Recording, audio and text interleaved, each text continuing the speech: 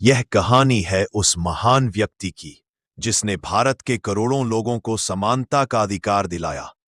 यह कहानी है डॉक्टर भीमराव अंबेडकर की, भारतीय संविधान के निर्माता की। बचपन से ही भीमराव ने जाति के आधार पर भेदभाव झेला। स्कूल में अलग बैठाया गया, पानी तक नहीं पीने दिया गया, लेकिन इन सब अपमानों ने उन्हें तोड़ा नहीं बल्कि और मजबूत बनाया।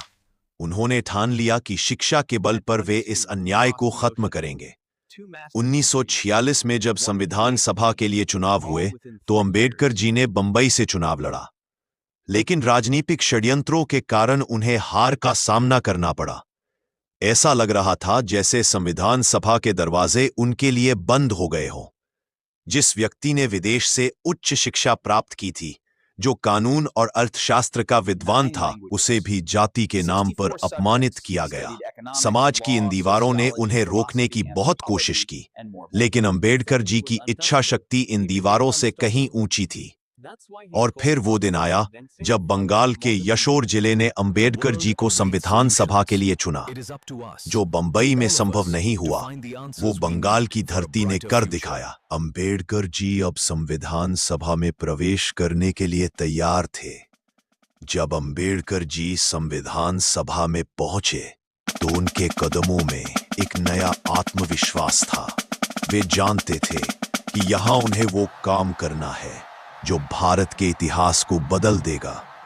करोड़ों दबे कुचले लोगों की आवाज अब इस सभा में गूंजने वाली थी। 29 अगस्त 1947 को अंबेडकर जी को संविधान की प्रारूप समिति का अध्यक्ष नियुक्त किया गया। यह जिम्मेदारी बेहद बड़ी थी, एक ऐसा संविधान लिखना जो 30 करोड़ से ज्यादा लोगों के भाग्य का निर्धारण करे। लेकिन अंबेडकर जी इस चुनौती के लिए पूरी तरह तैयार थे। अगले 2 साल, 11 महीने और 18 दिन तक अंबेडकर जी ने अथक परिश्रम किया। रात रात भर जागकर हर एक अनुच्छेद पर गहन चिंतन करते हुए उन्होंने भारत के संविधान को आकार दिया। उनकी सेहत बिगड़ती गई, लेकिन उनका संकल्प कभी नहीं डगमगाया। 26 नवंबर 1939 को वो ऐतिहासिक दिन आया जब अंबेडकर जी ने संविधान सभा के सामने भारत का संविधान प्रस्तुत किया। 345 अनुच्छेद, 8 अनुसूचियां और न्याय, स्वतंत्रता, जाति, धर्म, लिंग के आधार पर भेदभाव को गैरकानूनी घोषित किया।